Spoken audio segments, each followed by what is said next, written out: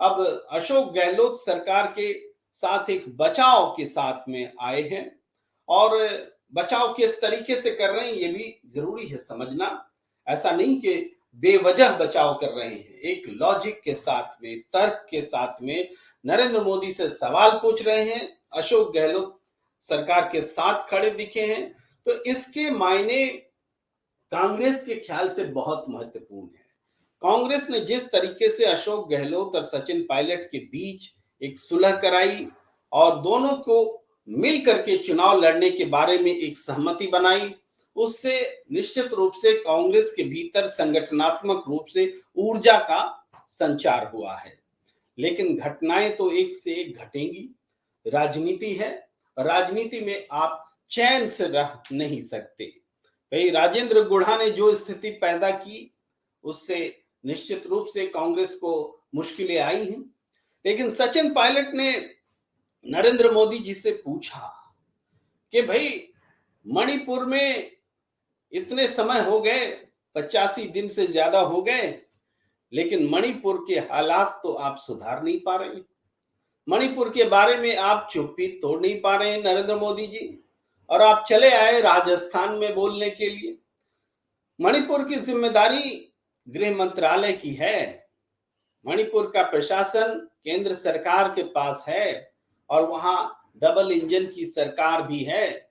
लेकिन प्रधानमंत्री नरेंद्र मोदी जी मणिपुर में अत्याचार, जोर जुल्म, अनाचार, नरसंहार, बलात्कार, इन सब चीजों को रोक पाने में विफल रहे हैं और वो आकर के राजस्थान को सीख दे रहे हैं।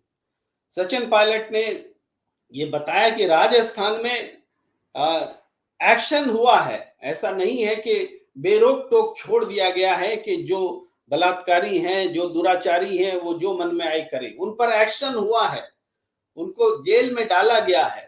ये सारी बातें सचिन पायलट बता रहे हैं, कार्यकर्ताओं को भी समझा रहे हैं कि कैसे राजस्थान में आकर के प्रधानमंत्री नरेंद्र मोदी जी राजनीति कर रहे हैं।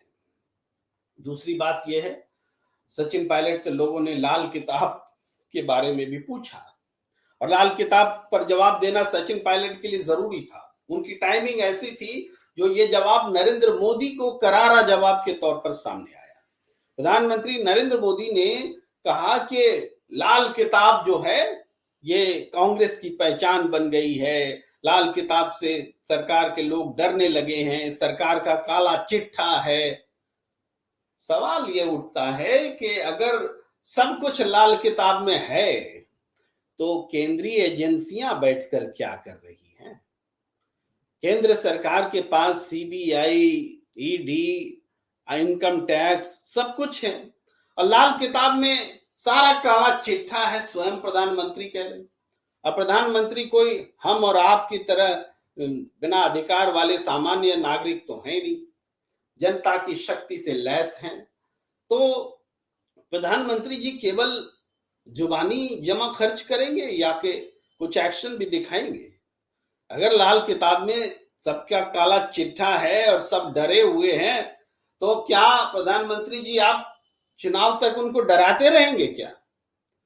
क्या इसका इस्तेमाल भी कुछ होगा? ये सचिन पायलट जी ने नहीं पूछा है, मैं पूछ रहा हूं कि क्या ये लाल किताब में जो बातें कही हैं वो अगर सरकार को डराने वाली हैं, उसमें अगर सरकार का काला चिट्ठा है अशोक गहलोत सरकार का, तो ये बात नरेंद्र मोदी जी बर्दाश्त कैसे कर रहे हैं? आप प्रधानमंत्री हैं, आपके पास सारी एजेंसियां हैं, जांच का के लिए एजेंसियां हैं, आप एक्शन करा सकते हैं, ईडी है जिसमें गिरफ्तारी हो जाए तो जमानत भी ना मिले, अब ये प्रावधान आपने कर दिया है, तो फिर क्यों बैठे हुए? सचिन पायलट जी ने पूछा है कि लाल किताब में जो भी बातें हैं तो आइए बताइए कि क्या बातें हैं, सबूत सामने लाइए। हाँ, एक बात और कि राजेंद्र गुढ़ा जो आमतौर पर पिछले दिनों सचिन पायलट जी के साथ खड़े थे, यहां सचिन पायलट जी ने एक स्टैंड ले लिया है। उन्होंने कहा है कि नाम लेकर कुछ भी नहीं कहा, लेकिन लाल किताब पर जो स्टैंड रखा, लाल किताब पर जो नरेंद्र मोदी जी को करारा जवाब दिया, उसका स्पष्ट मतलब है कि वो राजेंद्र गुढ़ा के साथ खड़े नहीं है, क्योंकि वो कांग्रेस सरकार को असहज स्थिति पैदा करने के लिए लाल किताब जैसी रहस्यमय बातें सामने रख रहे हैं, उसका कोई सबूत नहीं रख रहे हैं, सिर्फ लाल किताब कह रहे हैं। तो इस तरीके से राजस्थान की सियासत में सचिन पायलट ने एक नया रुख दिखाते हुए पहली बार लंबे समय के बाद वो अशोक गहलोत सरकार की, यानी अपनी पार्टी की सरकार की राजस्थान में खुलकर वकालत बचाव करते दिखे हैं, उसका पक्ष लेते दिखे हैं, और ये कांग्रेस के लिए बहुत अच्छी बात है। और सीधे नरेंद्र मोदी से हेड ऑन कर रहे हैं, यह तो और भी अच्छी बात है।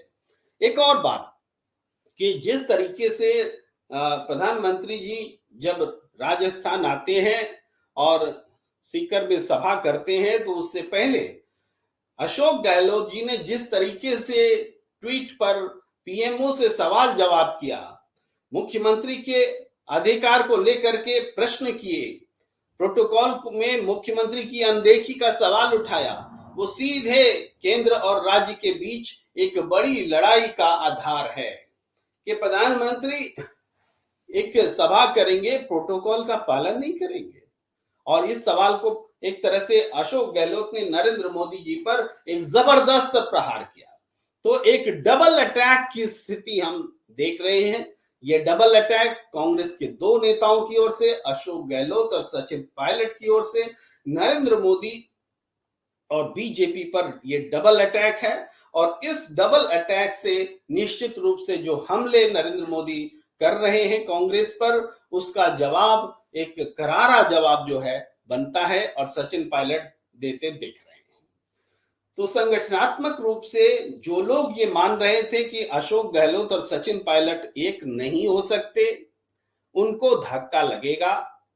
उनको यह दिख रहा है कि सचिन पायलट और अशोक गहलोत अगर एक हो गए, तब तो कांग्रेस को हराना नामुमकिन है। मुश्किल ही नहीं, नामुमकिन है बीजेपी के लिए। लगे हाथ इस सर्वे की भी बात कर लें, जो सर्वे एबीपी सी वोटर ने दिया है। इस पर हम अलग से पूरी बात रखेंगे आपके सामने, लेकिन संक्षेप में एक दो बात उसकी जरूरी है कहनी कि ताजा सर्वे में यह कहा गया है कि अशोक गहलोत की सरकार से बहुत संतुष्ट कितने हैं,